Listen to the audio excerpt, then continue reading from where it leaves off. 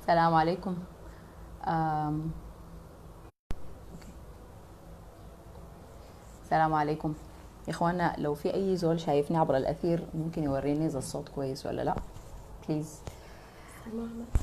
انا حرفع كده عشان هنا يكون الصوت كويس. كيف احوالكم وكيف امسيتوا؟ نفس الزولة بنفس الطرحة. المرة اللي فاتت اتكلمنا عن موضوع يعني شرحنا فيه شديد وسرحنا، لكن المرة دي أنا حابة أتكلم في نقطة معينة فيه. إحنا المرة اللي فاتت اتكلمنا عن إنه إحنا هويتنا السودانية لازم تكون معتبرة، وإحنا لازم نعتنقها، والكلام الحلو الجميل ده. في أثناء ما إحنا بنتكلم كان في ناس كثيرة مثلا بيتعلق في تعليقاته كده حلو شديد. جزء من الحياة اللي اتكلمنا فيها في موضوع الهوية وما الهوية السودانية، إنه إحنا قلنا احنا عايزين عشان نقدر نطبق الديمقراطية انه احنا مفروض كل زول يقدر يعتنق الحاجة اللي هو مؤمن بها تماما. حلو تمام، وكلنا اتفقنا على انه الديمقراطية حاجة صعبة شديد، الديمقراطية حاجة حارة وصعبة، لانه انا هنا مفروض ادي مساحة لغيري بقدر بنفس السماح النفسي اللي بديه لنفسي انا لروحي في افكاري وفي اعتقاداتي وفي الحاجات اللي انا ذات اي بليف يعني بصدق فيها. طيب حتة بمناسبة حتة الديمقراطية، كده نرجع ورا تاني حتة كده لموضوع المجتمع أو الكوميونيتي، لأنه دي الحاجة يمكن أنا أكتر حاجة بركز فيها. ما شاء الله تبارك الله الناس كلها في السوشيال ميديا وفي التلفزيون وفي القيادة وفي حتى المغتربين مجضمين موضوع الخطاب بتاع التجمع، ومجضمين الموضوع بتاع السياسة والكلام ده. فأنا دايما كلامي بيكون هو موازي، لكن ما بالضروري إنه أنا أكون هابش الحاجة دي ده هدف يعني من أهداف اللايفات الونس اللي احنا بنعملها الحلوة دي أنا وصاحباتي. طيب في المجتمع الناس بتتلمى على فكرة، الناس الملمومة على الفكرة دي عادة بيكون في زول أصدر الفكرة، الباقين والأغلبية بتكون عايزة تشعر بالانتماء، لأنه ده طبيعي، إحنا كبني آدمين بيكون عايزين نشعر بالانتماء. الليلة تعالي. احنا كبني ادمين بنحاول دائما انه احنا نلقى حته ننتمي لها، او مش بني ادم، تخيلي اي كائن حي بيكون عايز يشعر بالانتماء لحاجه. فبتعمل شنو؟ في ناس لان هي ما اصدرت الفكره، ما عندها الحس القيادي او ما عندها القدره على ان هي تو انيشييت وتبدا الحاجه، بتقوم يا اما بتأيد او بتخالف حسب وقع الفكره او وقع الامر عليها. وعليه الحاجة دي بعد شوية لما تبدأ في الكوميونتي تنتشر بتتقلب عادة، ومن هنا تأتي العادات والتقاليد. أجل. طيب الفكرة دي الفكرة البداية، بعد ذاك الموضوع ده بياخد استخدامك لا كيف. يعني مثلا أنا عشان أشعر بالقبول، إذا الكوميونتي كله ماخد فكرة ممكن تكون عرفيا أو تكون اجتماعيا أو تكون حتى دينيا فاسدة، لكن الأغلبية ماشية عليها، الناس كثيرة بتباري الفكرة دي، حتى لو هو تحت جوا نفسه مقتنع إنه الحاجة دي ما بالضروري إنها تكون صحيحة. هل ده معناته مثلا إنه الزول ده سيء؟ لا، ما بالضرورة، ما معناته إنه الزول ده كعب، دي طبيعة البني آدم، إحنا مفروض نقبل طبيعتنا. فطيب الكلام ده جاء من وين؟ عشان إحنا نقدر نعمل حكومة تكنوقراط ونقدر نعمل حكومة ديمقراطية، لازم يكون عندنا قدرة إنه إحنا نتقبل الآخرين، وعندنا قدرة إنه إحنا نعرف إحنا عايزين شنو، عشان not to go with the flow، يعني ما تباري الفكرة، يعني يكون عندك أيوة يكون عندك صوت. مثال على كده، أو قبل ما ندي الأمثلة عليها لأنه الأمثلة عليها كثيرة، إحنا كسودانيين عندنا مشكلة مع الزول الثاني، يا إما مع الزول الثاني، مع الفكرة الثانية، الفكرة المختلفة عني. والحاجة دي ضاربة شديد في المجتمع بتاعنا، واحنا قلنا دي ثورة حقت وعي، وعايزين الثورة حقت الوعي دي تغطينا كلنا يعني تصلح احنا شايفينه فاسد. الثورة دي ما قامت بس على نظام البشير او النظام بتاع الكيزان، او قامت بس على الفساد، الثورة دي قامت حتى على العادات والاساليب والتقاليد اللي احنا بالنسبة لنا في هذا الزمن ما مفيدة، لانه في تقاليد وفي عادات كانت بتنفع في زمنها، احنا زماننا بيفرض علينا معطيات جديده، بتاخدي بالمعطيات الجديده وبتمشي عليها. كونك انت تكوني مصره تحتفظي بحاجات قديمه، ده بيخليكي يعني مستقة في زمن او ورا، يعني قاعده حاده نفسك او خدت نفسك في حدود out of date يعني out of date out of date بالانجليزي يا ماما. طيب اكبر مثال على الموضوع ده موضوع الانجليزي ده. هاي موضوع الانجليزي حنرجع له موضوع الانجليزي ده هابشوا ليك عشان ما تزعلي. طيب الموضوع بتاع انه احنا ما بنقبل الناس الشخص الاخر ده، احنا ضارب عندنا في عمق المجتمع السوداني وفي عمق تعاليمنا واساليبنا السودانيه، واصل لحتى درجه سياستنا وادارتنا. اكبر دليل على كده احنا كنا بنعاني من يعني نظام قمعي 30 سنه لورا. النظام ده قام على حاجتين. الحاجه الاولى الماء معي ضدي، انت اذا ما مؤتمر وطني وانت ما مقتنع بالكلام اللي انا بقوله تطلع برا، حتى لو انت كفاءة وانت بتنفع في هذا الموقع من العمل، يا اما تتشال للصالح العام، يا اما تتقبض في السجون، يا اما تتغرب، يا اما تتصفى. لكن في النهاية انت ما مفروض تكون في الساحة لانه انت ما مأيدني. الحاجة الثانية اللي قام بها النظام انه الناس اللي ما مأيداني ما تسمح لهم يتلموا، ما تسمح لهم انهم يقوموا كوميونتي، وعليه كنا شغالين بسيستم فرق تسد. الأذان أذن، الله أكبر. تمام. فرق تسود دي عملت شنو؟ فرقت الناس، ده بالنسبة للناس المخالفة. أما الناس الغير مخالفة قامت اتلمت على بعض. هل كل الكيزان الموجودين في السودان مؤمنين تماما بفكرتهم؟ طبعا لا. لا، فيهم ناس، نرجع للقصة اللي قلناها قبل بتاعت إنهم شعروا بالانتماء، عندهم إحساس إنه دي الحتة القوية، ده مصدر القوة، دي الحتة اللي أنا ممكن أعيش حياتي بيها، أقدر أوجد قروش وأتزوج وأستقر وأجيب أولاد، دي الحاجة اللي بتخليني أنا أقدر يعني أعيش. وعليه بقوم بمشي مع الناس دي لأنه هم الأكثرية، هم الأغلبية. حسي لما النظام يسقط وبقت كلمة كوز إساءة مبطنة، والله ما مبطئة، بقت إساءة عديل، بقت إساءة خلاص. حيجوا ناس انت زمان كنت بتشوفهم بيحوموا في الوزارات وانت عارف انه زول ده مؤيد جدا للسيستم القديم. حيجوا ناس حيبدوا يتخلوا عن الحاجة دي وحيبدوا يتفلتروا، حتفضل العادة او الفكرة اللي كان قائم بها اشخاص عندهم هم ليدرز وعندهم شخصية فوق قوموها، الناس التحت دي حتبدأ تتفلتر، حتبدأ تنزل. حيدوبوا وين؟ حيدوبوا في المجتمع الجديد. الزول الزي ده عايش بهوية 30 سنة تابعة للكيزان، هي لله، قال الله وقال الرسول، الدين هو عندهم هم بشكل معين. انتي لو بتلبسي توبة بقجيجة لونه أزرق انتي ما كوزة. انتي مفروض يكون عندك تفكير معين ما تمشي أبعد منه. أي حاجة جديدة حتى على مستوى تقديم الأكل جوا البيوت ممكن يكون مختلف، بتطلع انت من الدائرة اللي هم عاملينها. حسي الزول ده عايش له فترة طويلة شديد في هذا المجتمع، وحسي المجتمع ده فجأة انفضى، بدأ يحصل له، لو ما تفضى لسه في دولة عميقة، لكن هو كمجتمع كده برا انفضى وبقى ما في زول حسي بيقدر يفتح خشمه يقول لك أنا كوز، ما بيقدروا. هيحصل لهم شنو؟ حيدوبوا في المجتمع وحيبدوا يفتشوا في الهوية في حتة تانية. هنا أنا كزول واعي تماما بمجتمعي حيحصل شنو؟ حبدأ أتقبله. طيب أتقبله دي شكلها كيف؟ أتقبله فكرة إنك ترفض زول جاي عشان يكون معاك دي بالمناسبة فكرة خاطئة شديد. يعني زمان لما إحنا هم دينا المظاهرات بيقول لك إقصاء إقصاء إقصاء سياسي إقصاء، أنا كنت طوالي بقول لهم الكيزان كل ما تمسكوا بالحكم كل ما حيحصل لهم إقصاء من المجتمع، إقصاء من المهنة، للناس حتى حتكون ما داير أخش شراكة في شغل مع زول أنا شاكي إنه هو كوز، شاكي بس حيحصل لهم إقصاء من المجتمع، حيبقى التعامل معهم بتحفظ، حتكون أنت ما داير تناسب وتصاهر الناس ديل، حتكون ما داير تلتخ اسمك بالحاجات دي. كل ما يقعدوا زيادة وكل ما يزيدوا في طغيانهم كل ما بيحصل لهم إقصاء وكل ما حيبقوا أقلية، والأقلية في النهاية بتتبلع، الماينوريتي هنا في النهاية بيحصل لها انجلف، بتتبلع. تمام؟ شنو؟ الماينوريتي بيحصل لها شنو؟ ما في حاجة لو قلنا بالإنجليزي. أي بس لازم. طيب العادة التقبل ده مهم شديد.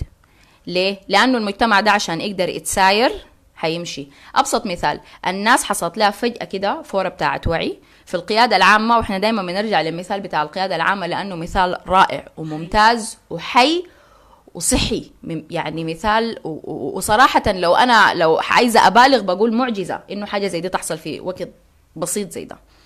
المثال بتاع القيادة العامة قام فيه المجتمع ده قام فيه الناس اللي بيصلوا والناس اللي ما بيصلوا، والناس يعني بيقصروا في السفر والما بيقصروا في السفر، والناس اللي بيلبسوا طرحة والما بيلبسوا طرحة، والناس المسلمين والما مسلمين، والناس اللي بيسموا قبل الأكل وما بيسموا قبل الأكل. الكوميونتي قام فيه جميع الأشكال وجميع الأحزاب وجميع الأنواع. الناس كلها قدرت تتقبل بعض. ليه؟ لأنه عندهم فكرة واحدة لأمامهم، احنا عايزين القيادة العامة دي نعتصم فيها عشان دارين نسقط نظام. البلبلة في المجتمع حتظهر 200، حتظهر حسي ان شاء الله لما تبدا تتسلم حكومه مدنيه والوضع يبقى يستعدل، حنبدا نشوف شروخ كبيره ما عارفه تمشي وين. زي مثلا في فئه كبيره كده حلوه جداديه، قبيله الجداد الالكتروني دي حتكون عندها انفصام في الشخصيه، هي ما عارفه تعمل شنو. هي كانت بتدافع وفي النهايه حيقول لك شنو، والله كانوا بيدفعوا لنا قروش. ده كان وين؟ ده كان وين؟ عشان 500 جنيه عيب. طيب القبول، نرجع تاني لحته القبول. انت كزول عاقل حتبدا تقبل الناس ديل، خلاص. لما تبدا تقبلهم حتقبلهم بعيوبهم وببيئاتهم. خد في بالك انه الزول مرات بيجيك بفكره لانه الناس اللي حوالينه كده. يعني مثلا لحد هذه اللحظه في ناس كثيره فاهمه انه لما تجي واحده تلبس طرحه وتجيف تفتح لايف معناتها هي عايزه اهتمام بس، وانه الزوله دي مستحيل تكون زوله متزوجه او زوله هنا، ولو متزوجه اكيد راجله ما عارفه بتعمل في شنو، او هي بتفتش في حاجه معينه. خلاص بيقوم بيعمل لك شنو، بتقفل اللايف بيجاي بتقوم بتلقى لك زي 60,000 طلب صداقه. ما انا لو دايره صداقه بفتشها في الحتت اللي دايره فيها صداقه مثلا. تمام. لو في حوار وحاجه يعني بتناسب النقاش اللي احنا بنقوله في اللايف ده بتطلع في الكومنتس، بتطلع في التعليقات والناس بترد عليها اذا هي حاجه يعني اي راي سديد، لانه اكيد الناس اللي بتحضر في دي فيها ناس تفكيرها ورأيها سديد، وممكن حتى يكون اوسع وثقافته وقرايته واحسن من اي زول قاعد حوالينا يعني. تمام. لكن اللي انا بعرفه انه كلما كثرت المعرفه كلما شعرت بجهلك، وكل ما قلت المعرفة كل ما حسيت بالسيادة والرهابة يعني. فشنو في كوميونتي كده، نرجع له تاني، في مجتمع بيفهم انه الزول ما دام لبست طرحته وفتحت اللايف معناتها هي غرضها انه هي شيء is looking for something، هي بتفتش الاهتمام. لو قامت رمت لك كلمتين 2 انجليزي هي بتتفلهم. هل انا اقبل الناس ديل بطريقتهم دي؟ بقبلهم، ما تجزوا من مجتمعي. بالمقابل الزول ده ذاته لازم هو زي ما فارض علي انه انا أغير طريقتي وأسلوبي وأتكلم معاكم بالعربي بس لأنه هو شايف إنه دي فلهمة مني أنا بتكلم بالإنجليزي، هو مفروض برضو جزء من وعيه الجاي والجديد اللي إحنا حسي حنطلعه في السودان يتقبل فكرة إنه أنا جاية من مجتمع بيتكلم كده عادي بالنسبة له، أنا ما مفلهمة ولا أنا بحاول أحسسك بعقدة نقصك فبقوم بقول الكلام ده، ولا أنا عايزة أحسسك إنه أنا أعلى. انا واعيه تماما مثلا الناس يعني في الناس العاقله فاهمه تماما انه لكل مقام مقال، في حتت معينه انت بتجي فيها بشكل معين. زول داخل الجامع بيدخل الجامع بطريقه معينه، الزول ماشي العرس بيمشي بطريقه معينه، الزول ماشي بيت الناس بيمشي بطريقه معينه بتحترم المكان اللي انت فيه. ففي مثلا حته زي دي احنا بنتكلم في لايف، احنا بنحترم دور الاغلبيه وعليه بنمشي بكلام الاغلبيه. احنا حنحاول قدر الامكان انه احنا نقلل الكلام بالانجليزي. تمام. لو يعني سقطت سهوا كلمه او كلمتين ما فيها حاجه من فرض العاده، لان انت بتتكلمي بطبيعتك من فرض العاده، لان انت ما بتمثلي. ايوه معناه المفروض تتمشى، ما المفروض نجيب فيها. ايوه. وبعدين انا صراحه يعني انا عن نفسي مرات تسمعي لك حاجه بتقومي تفتشي معناها، بتكوني عندك حرص انك تعرفي معنى الحاجه دي، لانه ما في النهايه دي معرفه. احنا كل يوم بنتعلم حاجه جديده، كل يوم بنتعلم حاجه جديده لحد ما نموت. بتتعلم من الناس اللي حوالينك، بتتعلم من والدينك، بتتعلم من الاساتذه، بتتعلم من الحياه، بتتعلم من اولادك اللي هم دي اكبر مدرسه ممكن تتعلم منها، بتتعلم من اصحابك، بتتعلم من يعني الثقافات التانية، بتتعلم من اي شيء. فالزول every day انت بتتعلمي حاجه جديده، والموضوع ده عادي جدا. فالسودان الجديد عايز قبول، لانه بالمناسبه تتذكروا الكلام لما احنا قلنا انه احنا اختلافاتنا كثيره، احنا شعوب، احنا ثقافاتنا كثيره، واحنا مجتمعاتنا كثيره، والسودان ده بلد غني. في مجتمعات لسه مكفوله شديد حتبدا تتفتح حسي وتظهر لانه كان حاصل لها قمع. يعني انا واحده من الناس، يعني نفسي ان شاء الله في سوداننا الجديد انا امشي واطلع وامشي اشوف، عايزه اخش دارفور وعايزه اشوف الناس، وعندي احساس بالذنب تجاههم مع انه كان حاصل تعتيم والناس ما كانت عارفه الحاصل شنو. نفسي امشي جبال النوبه، الحته دي كلها ده جزء من بلدنا ودي حقتنا احنا. والله العظيم الزول حسي لما يرجع يحضر الوثائقيات ويقرا ويشوف، يعني بتحس انه انت كنت عايش وين؟ انت ليه بتعمل كده؟ يعني ليه احنا ما كنا عارفين؟ انا دي اكتر حاجه مزعلاني، اكتر من انه القروش اتشالت، واكتر من انه الناس انظلمت هنا في العاصمه لانه دوله كانت مركزيه جدا اي حاجه في العاصمه، واكتر من انه الناس اتشردت وتغربت واي بيت سوداني فيه نفرين وثلاثه مغتربين وانه الناس اتشتتت. اكتر حاجه مألماني فكره انه احنا كنا عايشين في يعني غيابة الجب زي ما بقولوا، وما عارفين الحاصل في أهلنا وأخواننا ودمنا، ما عارفين الحاصل عليهم شنو. فالكوميونتي حيتفتح، المجتمع حيتفتح، حيظهروا لكم ناس جداد. وخدتوا في بالكم إنه سوداننا الحلو ده لما يبقى حلو حيقوم يرجع ناسه. الناس اللي حترجع، الناس المغتربة اللي حترجع، المسكينة المتشردة من أهلها دي لما ترجع حترجع، وحتكون الناس دي عاشت برا فترة طويلة وفي عندهم أولادهم اتولدوا برا وتعودوا هم ذاتهم في شغلهم على سيستم برا. حيجي داخل عليك بحاجات جديدة انت حتبدأ تقبلها. أعرفوا من حسي إنه السودان إن شاء الله لما نسلم الحكومة المدنية والوضع يبقى أحسن، وأنا كل أمل إنه السودان ده حيبقى، مش كل أمل، أنا متأكدة يعني زي ما نفس الثقة دي كانت عندي لما كنا في شهر ديسمبر الناس كانت بتطلع كانوا بيكونوا 200-300 نفر وفي ناس كانت بتضحك، كنت متأكدة إنه الموضوع ده حيصل لنهاية حلوة. ولما وصلنا 6 أبريل والله العظيم لما ما مصدقين وحسي أنا مقتنعة بنفس الثقة دي إنه الحاجات الجميلة، الكائنات الجميلة هم ما ملايكة، لكن في النهاية الكائنات الجميلة السودانية القاعدة في القيادة والقاعدة بر السودان والقاعدة حتى في البيوت فاتحة اللايف بتقول في أي حاجة، الناس دي ما حتسمح بأنه السودان ده يرجع تاني ورا نهائي، ده ما حيحصل. فشنو التغيير مهم. ويعني في مقولة دايما بيقول لك التغيير صعب، change is pain، التغيير صعب، فصعوبته في انه احنا نستحمل التغيير. ابسط مثال موضوع النظاره انت حكيتيه لي يوم تذاك، موضوع النظاره اي ما هي دي عاده، هي عاده اتفكت في المجتمع. يعني زمان مثلا احنا ايام الجامعه لو قام مثلا انت راجعه بالمواصلات وقمتي لبستي نظاره شمسيه الحفله كلها بتعين لك والشارع كله معين لك، واول حاجه بقول لك موهومه وفكاه في روحها ودايره تورينا انها مغتربه، او موهومه فكاه في روحها ودايره تلفت الانتباه لها. في حين انه النظاره الشمسيه هي عباره عن اداه تستخدم لحجب اشعه الشمس الضاره من العين. والله امشي فتشي تعريف النظاره الشمسيه. حتى يعني الخواجات كده بالعام بيقول لك شيدز هي بتضلل لك على عيونك يعني. فبعد شويه بقى عادي لبس النظاره الشمسيه، وبقى الزول لابس النظاره الشمسيه ده ما بالضروره انه هو زول مفلهم او عايزه تلفت الانتباه لها. بقينا نوعا بانه هذه الاداه تستخدم ويجب ان يتم استخدامها بالطريقه الصح. انا هنا بتكلم عن الناس اللي بيلبسوا النظاره الشمسيه وقت الشمس، ما الناس اللي بيلبسوا النظاره الشمسيه بالليل. اي معناها التغيير ممكن بس بياخد زمن. التغيير بياخد زمن بس الناس تقبله. بعدين مرات احنا بيكون عندنا احساس انه في حاجه انا ناقصاني. لما يجي زول بفكرة جديدة قبل ما أنا أفهمها زي الناس، أو حتى لو أنا مخالفاها عشان أنا أحس إنه أنا نقصدها تامي بقوم بهاجم الزول. برضو من الحياة اللي إحنا حنقوم إن شاء الله حنغيرها، إنه الحاجة دي ما عندك أو العين غيرك ما بالضروري كعب.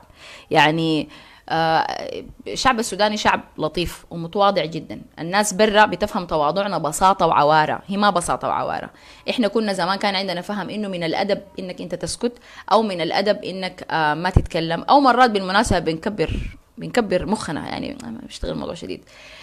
زي ما مثلا حصل رمضان الفات الكوايتا كانوا طلعوا لهم زي سكتش كانوا بيتريقوا فيه على السودانيين. لما السودانيين فاروا الناس خافت ورجعت علبها وبدأ في إحساس إنه لا إحنا ما بنقدر نتكلم معهم.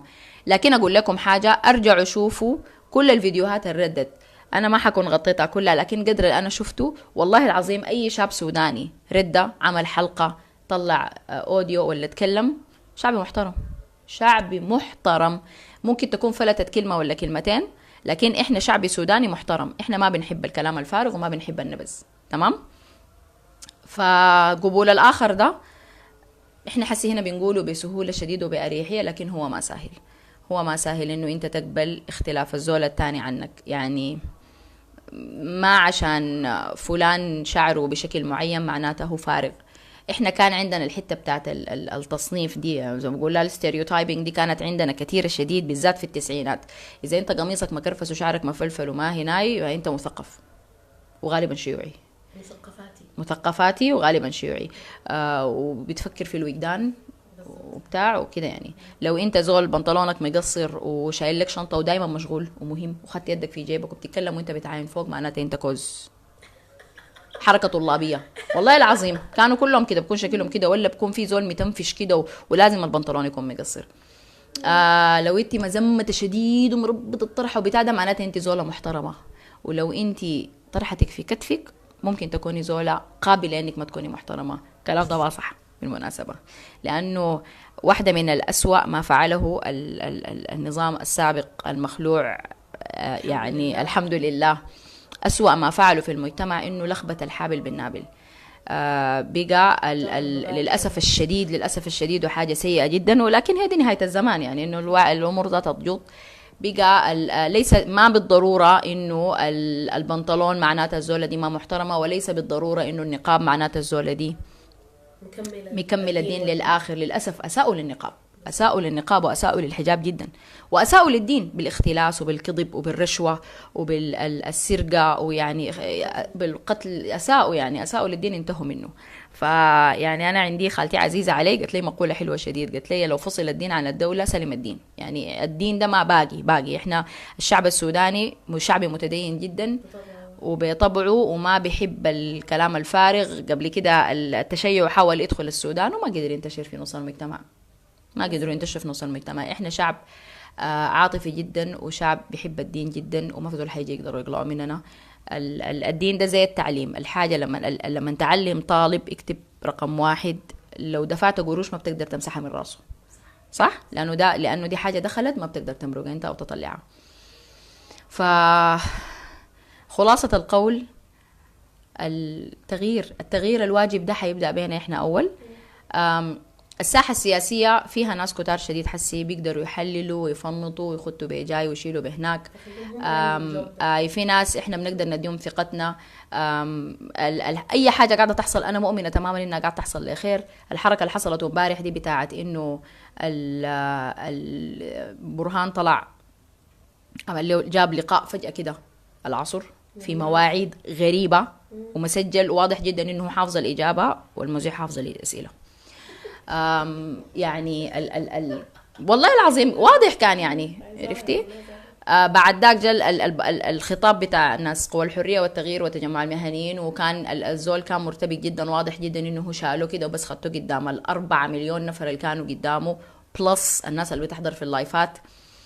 فيعني هو خاف اي زول ممكن في الحته دي يكون هناي.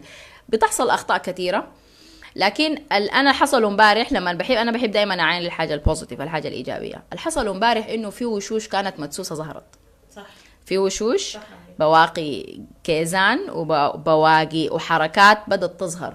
وبرضه نرجع تاني، الحصل امبارح ده ان دل على انه الناس دي لسه بيستخفوا بالشباب وما فاهمين الناس دي قاريهم كيف. الشباب ديل قعدوا 30 سنة يمتصوا تماما حركات الكيزان وطريقة التفكير. مش الكيزان بس، حتى المقالب اللي حصلت في الدول الإقليمية اللي حوالينا والجنبنا، وحتى الحاجات اللي في التاريخ. الأولاد الشباب ديل بيقولوا درر وواعين بحاجات كثيرة، والناس دي قاعدة يعني ما عندها موضوع. احنا موضوعنا بيجي السودان، يعني ان شاء الله نقعد لما نتم 50 سنة ونموت، لكن الناس اللي ورانا حييجوا ما في زول حيجي يسب لنا ويقول لنا انتوا ما عملتوا شيء، وانه انتوا ما ساعدتونا وانتوا ما غيرتوا لنا. احنا بس حنقعد ما عندنا موضوع.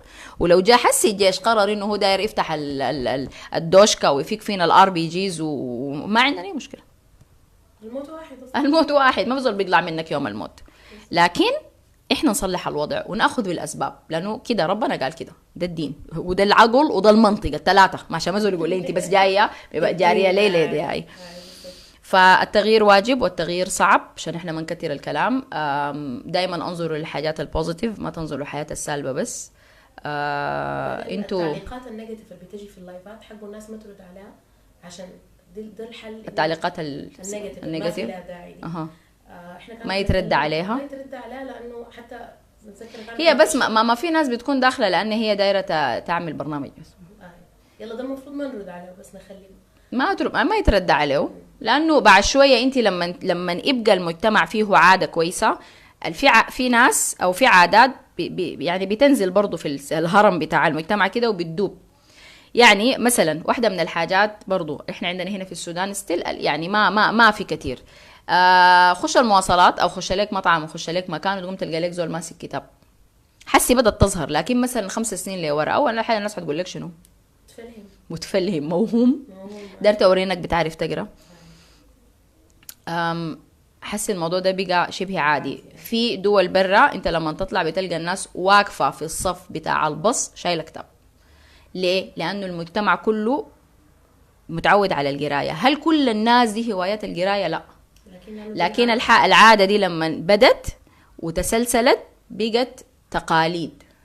يعني الحاجه دي لما فرضت او اتعملت بعد شويه بقت تقاليد. بقى انت لو ما شايل الكتاب انت الغريب. ايوه، ونفس الشيء لو اخذنا مثلا منظور سالب في كوكب السودان اثناء في القديم، كوكب السودان القديم. مثلا احنا كان زمان بتخش الفيسبوك بالذات في جروبات البنات بتقوم تلقى فارغه. جابوا مثلا صور سد مال فلان، عرس علانه، فضيحه فلان. الدولة ذاتها كانت دايرة الفراغ ده، وأكبر دليل على كده إنه إحنا في نص النضال وفي نص الناس كانت بتموت. صلاح قوش شنو؟ قال افتحوا لهم شارع النيل ونجيب لهم ستات الشاي والشيشة، لأنه دي نظرته لنا. هو شايف إنه دي الحاجة، يعني أنتوا أتلخموا عشان أنا راسي يرتاح، إحنا غلطانين إن قفلنا لكم شارع النيل. وقاموا نزلوا لنا عدة جديدة في شارع النيل يعني تلمع بتعمل كده. بيبدوا عادة، بيفكوا حاجة والمجتمع بقى بيمشي وراه. لو الزول ما عنده حاجة مالياه من جوا مدياه يعني متقلاه، حيقوم يباري الانتماء في أي حتة، ممكن يمشي ينتمي للجهة الغلط. وعليه أنا أقوم أباري المجتمعات المبارية الفارغة، المبارية الحفلات والبرامج، وده شكس منو ده عرس منو ده وهكذا.